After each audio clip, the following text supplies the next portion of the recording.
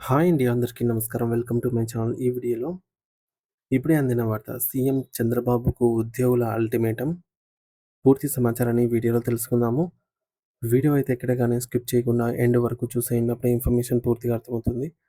అలాగే వీడియో చూస్తున్న ప్రతి ఒక్కరు లైక్ చేయండి ఫ్రెండ్స్. ఈ వీడియోని తోటి ఉద్యోగ పెన్షన్ మిత్రులతో షేర్ చేయండి. కొత్తగా మన ఛానల్ చూస్తున్న వారైతే సబ్స్క్రైబ్ చేసుకోవడం మర్చిపోకండి. రాష్ట్రంలో శ్రీ నారా చంద్రబాబు నాయుడు గారి సారథ్యంలో తెలుగుదేశం, జనసేన మరియు బీజేపీ పార్టీల కూటమి ప్రభుత్వం కొలువుదీరి దాదాపు 2 సంవత్సరాల కాలం గడుస్తున్నప్పటికీ, ప్రభుత్వ ఉద్యోగులు ఎదుర్కొంటున్న అనేక క్లిష్టమైన సమస్యలు ఇప్పటికీ ఒక కొలిక్కి రాకపోవడం రాష్ట్ర వ్యాప్తంగా పెను చర్చకు దారితీస్తోంది. ఎన్నికల సమయంలో ఉద్యోగస్తులకు ఇచ్చిన హామీ నెరవేరుతాయని వేలాది మంది ఉద్యోగులు ఎంతో ఆశగా ఎదురుచూసినప్పటికీ, క్షేత్రస్థాయిలో పరిస్థితి మాత్రం అందుకు భిన్నంగానే కనిపిస్తోందన్నమాట. ముఖ్యంగా ప్రభుత్వ యంత్రాంగాన్ని నడిపించే కీలకమైన ఉద్యోగులు, మూల స్తంభాల వంటి వారికి అందాల్సినటువంటి డీఏ బకాయిలైతేనేమి, నూతన పే రివిజన్ కమిషన్, పీఆర్సీ ఏర్పాటైతేనేమి, అలాగే దీర్ఘకాలంగా పెండింగ్‌లో ఉన్న వివిధ రకాల బిల్లుల చెల్లింపు వంటి అంశాలు ఇప్పటికీ పరిష్కారం కాకుండానే మిగిలిపోయాయన్నమాట. అయితే ఈ నేపథ్యంలో ప్రభుత్వం మరియు ఉద్యోగ సంఘాల మధ్య సంబంధాలు గత కొన్నేళ్లుగా ఉద్రిక్తిగా అయితే మారుతూ ఉన్నాయి. ఇరు వర్గాల మధ్య పలుమార్లు చర్చలు జరిగినప్పటికీ ఆశించిన స్థాయిలో ఫలితాలనేది రాకపోవడం పట్ల ఉద్యోగ వర్గాల్లో తీవ్ర నిరాశ నెలకొంది. ఉద్యోగుల సమస్యలను లోతుగా పరిశీలించి వాటికి పరిష్కార మార్గాలను అన్వేషించేందుకు రాష్ట్ర ఆర్థిక శాఖ మంత్రి పయ్యావుల కేశవ్ గారి నేతృత్వంలో ఏర్పాటైన కేబినెట్ సబ్ కమిటీ నిరంతరం ఉద్యోగ సంఘాల నాయకులతో సంప్రదింపులు జరుపుతూనే ఉంది. అయితే ఇందులో భాగంగా బుధవారం నాడు దాదాపు 21 ప్రధాన ఉద్యోగ సంఘాల ప్రతినిధులతో సబ్ కమిటీ ఒక కీలక సమావేశాన్ని నిర్వహించిన సంగతి మనందరికీ తెలిసిందే. సుమారు 5 గంటల పాటు అత్యంత సుదీర్ఘంగా లోతుగా సాగినటువంటి ఈ యొక్క సమావేశంలో ఉద్యోగుల సర్వీస్‌కు సంబంధించి విభిన్న రకాల సమస్యలపై ఇరు పక్షాలైతే చర్చించాయి. ప్రభుత్వం వైపు నుంచి సానుకూల హామీలు లభిస్తున్నప్పటికీ, ఇవి కేవలం కాలయాపన చేసే ధోరణిలో ఉన్నాయని, తమ సమస్యలకు తక్షణ పరిష్కారం చూపడం లేదని ఉద్యోగ సంఘాల ప్రతినిధులు బహిరంగంగానే తమ అసంతృప్తిని వ్యక్తం చేస్తూ ఉన్నారు. ప్రభుత్వ వైఖరి తమను ఆందోళనకు గురిచేస్తోందని వారు అభిప్రాయపడుతూ ఉన్నారు. అయితే ఈ చర్చల సందర్భంగా ఉద్యోగ సంఘాల ప్రతినిధులు కేబినెట్ సబ్ కమిటీ ముందు పక్కా ఆధారాలతో, గణాంకాలతో కూడినటువంటి అనేక డిమాండ్‌లనైతే ఉంచారు. అందులో ప్రధానంగా తక్షణమే నూతన పీఆర్సీ కమిటీని ఏర్పాటు చేయాలని, అలాగే ఉద్యోగుల జీతాల పెంపుకు సంబంధించి మధ్యంతర భృతి ఐఆర్‌ను వెంటనే ప్రకటించాలని కోరారు. వీటితో పాటుగా గత ప్రభుత్వం నుండి పెండింగ్‌లో ఉన్నట్టు మరియు ఇప్పటివరకు నిలిచిపోయినటువంటి మొత్తం 4 విడతల డీఏలను ఒకటేసారి విడుదల చేయాలని వారు పట్టుబట్టారు. అంతేకాకుండా ఉద్యోగుల ఆరోగ్యానికి సంబంధించినటువంటి మెడికల్ సర్వీస్ పెండింగ్ బిల్లులను ఎటువంటి జాప్యం లేకుండా క్లియర్ చేయాలని, రిటైర్డ్ ఉద్యోగుల ప్రయోజనాలను కాపాడాలని నాయకులు గట్టిగా డిమాండ్ చేశారు. ఉద్యోగ సంఘాల డిమాండ్లపై స్పందించిన ఆర్థిక మంత్రి పయ్యావుల కేశవ్ గారు మాట్లాడుతూ, ప్రస్తుత కూటమి ప్రభుత్వం ఉద్యోగుల పట్ల అత్యంత సానుకూలంగా మరియు గౌరవప్రదమైన వైఖరితో ఆహ్, స్ ఉంటూ ఉంటుందంటూ స్పష్టం చేశారన్నమాట. అయితే గతంలో ఉన్న సమస్యలను పరిష్కరించే దిశగా ఇప్పటికే పాత పెన్షన్ విధానం ఓపీఎస్ వర్తించే కేసుల్లో దాన్ని అమలు చేయటం ప్రారంభించాము అని, అలాగే ప్రభుత్వ రంగ సంస్థల ఉద్యోగుల పదవీ విరమణ వయస్సును పెంచడం ద్వారా ప్రభుత్వం తన చిత్తశుద్ధిని చాటుకుందని ఆయన గుర్తు చేశారు. ఉద్యోగ సంఘాలు లేవనెత్తినటువంటి ప్రతి చిన్న అంశాన్ని తాము రికార్డు చేశామని, వాటన్నిటిని కూడా ముఖ్యమంత్రి చంద్రబాబు గారి దృష్టికి తీసుకెళ్లి రాష్ట్ర ఆర్థిక పరిస్థితిని బట్టి తగిన నిర్ణయాలు తీసుకుంటామని ఆయన భరోసా ఇచ్చారు.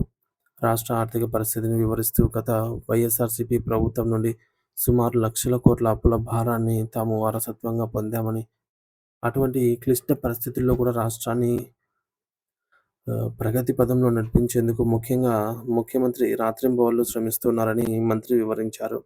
కేంద్ర ప్రభుత్వం కూడా ఆంధ్రప్రదేశ్ అభివృద్ధికి అవసరమైన ఆర్థిక సహాయాన్ని అందిస్తోందని, కాబట్టి త్వరలోనే రాష్ట్ర ఆర్థిక స్థితి మెరుగుపడుతుందని, అప్పుడు ఉద్యోగుల అన్ని సమస్యలు కూడా సద్దుమణుగుతాయని కేశవ్ గారు ధీమా వ్యక్తం చేశారు. అయితే ప్రభుత్వ వాదనతో ఉద్యోగ సంఘాలు పూర్తిగా ఏకీభవించటం లేదు. గత ప్రభుత్వం తప్పులను లేదా ఆర్థిక ఇబ్బందులను సాకుగా చూపి, తమకు చట్టబద్ధంగా రావాల్సిన జీతభత్యాలు మరియు హక్కులను కాలయాపన చేయడం ఏమాత్రం సరికాదని వారు వాదిస్తూ ఉన్నారు. ఏపీ జేఏసీ చైర్మన్ విద్యాసాగర్ గారు మాట్లాడుతూ, ప్రభుత్వం అధికారంలోకి వచ్చి 2 ఏళ్లు పూర్తి అవుతున్నా నేటికి పీఆర్సీ వేయకపోవడం, ఐఆర్ ప్రకటించకపోవడం మరియు 4 విడతల డీఏలను నిలిపివేయటం వల్ల ఉద్యోగుల్లో తీవ్రమైన నైరాశ్యం మరియు అసహనం నెలకొందని ఆవేదన వ్యక్తం చేశారు. ప్రభుత్వం ఇప్పటివరకు దాదాపు 22,000 కోట్ల రూపాయల పాత బకాయిలను క్లియర్ చేసిన విషయాన్ని తాము అంగీకరిస్తూ ఉన్నామని, అయితే మిగిలి ఉన్న సరెండర్ లీవ్‌లు, డీఏలు మరియు పీఆర్సీ బకాయిల చెల్లింపులపై ప్రభుత్వం ఒక స్పష్టమైన రోడ్ మ్యాప్‌ను ప్రకటించాలని ఆయన డిమాండ్ అయితే చేశారు. అలాగే ఔట్‌సోర్సింగ్ మరియు కాంట్రాక్టు ఉద్యోగులకు కూడా ప్రభుత్వ సంక్షేమ పథకాలను వర్తింపచేయాలని అయితే కోరారు. అయితే అదేవిధంగా AP JAC Amaravati chairman Bopparaju Venkateshwar గారు మాట్లాడుతూ, పీఆర్సీ మరియు ఐఆర్ ప్రకటనలో జరుగుతున్న ఆలస్యం వల్ల ఉద్యోగుల జీవన ప్రమాణాలు దెబ్బతింటున్నాయని, పెరుగుతున్న ధరల దృష్ట్యా ఉద్యోగులు ఆర్థికంగా ఇబ్బందులు పడుతూ ఉన్నారనైతే తెలిపారు. గతంలో ముఖ్యమంత్రి గారు స్వయంగా 60 రోజుల్లోగా హెల్త్ కార్డ్ సమస్యను పరిష్కరిస్తామని ఇచ్చిన హామీ ఇప్పటికీ అమలుకు నోచుకోలేదని ఆయన ఆగ్రహం వ్యక్తం చేశారు. హెల్త్ కార్డులు ఆసుపత్రులలో పనిచేయకపోవడం వల్ల అత్యవసర సమయాల్లో ఉద్యోగులు మరియు వారి కుటుంబ సభ్యులు ప్రైవేట్ ఆసుపత్రులకు వేల రూపాయలు చెల్లించాల్సి వస్తోందని, ఇది వారిని అప్పుల పాలు చేస్తోందని ఆయన సమావేశంలో నిలదీశారు. Amaravati secretariat employees association federation president G. Ramakrishna గారు ఈ సందర్భంగా వారు కూడా పీఆర్సీ కమిటీ మరియు ఐఆర్ ప్రకటనపై గట్టిగా ఒత్తిడి అయితే తెచ్చారు. అమరావతి రాజధాని ప్రాంతంలో ప్రభుత్వ ఉద్యోగుల కోసం గతంలో కేటాయించిన హౌసింగ్ పాలసీని వేగవంతంగా అమలు చేయాలని, సచివాలయ ఉద్యోగుల నివాస అవసరాలను తీర్చడంలో ప్రభుత్వం చొరవ చూపాలని ఆయన కోరారు. రాజధాని పునర్నిర్మాణంలో ఉద్యోగుల పాత్ర ఎంతో కీలకమని, వారికి తగిన ప్రాధాన్యత ఇవ్వాలని ఆయన కేబినెట్ సబ్ కమిటీ ముందు విన్నవించారు. ఉపాధ్యాయ సంఘాల తరపున యూటీఎఫ్ జనరల్ సెక్రటరీ కెఎస్ఎస్ ప్రసాద్ గారు ఉపాధ్యాయులు ఎదుర్కొంటున్న ప్రధాన సమస్యలను సబ్ కమిటీ దృష్టికి తీసుకువెళ్లారు. ఉపాధ్యాయులకు యూనిఫైడ్ సర్వీస్ రూల్స్ అమలు చేయటం, మోడల్ స్కూల్ సొసైటీని పాఠశాలల విద్యాశాఖలో విలీనం చేయటం మరియు తెలుగు, హిందీ పండిట్ పోస్టుల అప్గ్రేడేషన్‌కు తక్షణ ఆర్థిక ఆమోదం తెలపడం వంటి కీలక డిమాండ్లను ఆయన ఉంచారన్నమాట. మరి జెడ్పీ టీచర్ల కుటుంబాలకు కారుణ్య నియామకాలు చేపట్టాలని, అలాగే కాంట్రాక్ట్ లెక్చరర్ల క్రమబద్ధీకరణను వేగవంతం చేయాలని కోరారు. ఆర్థిక ఇబ్బందులు ఉన్నప్పటికీ ప్రభుత్వ యంత్రాంగాన్ని నడిపించే ఉద్యోగుల మనోధైర్యాన్ని దెబ్బతీయకుండా ప్రభుత్వం స్పష్టమైన హామీ ఇవ్వాలని ఈ సందర్భంగా అన్ని సంఘాల నాయకులు ముక్తకంఠంతో అయితే విజ్ఞప్తి చేశారనమాట. సో, మొత్తానికి పీఆర్సీ, ఐఆర్ సంబంధించి పెరిగిన ధరలకు అనుగుణంగా ప్రకటించాలని ఉద్యోగులు కోరుతున్నారు.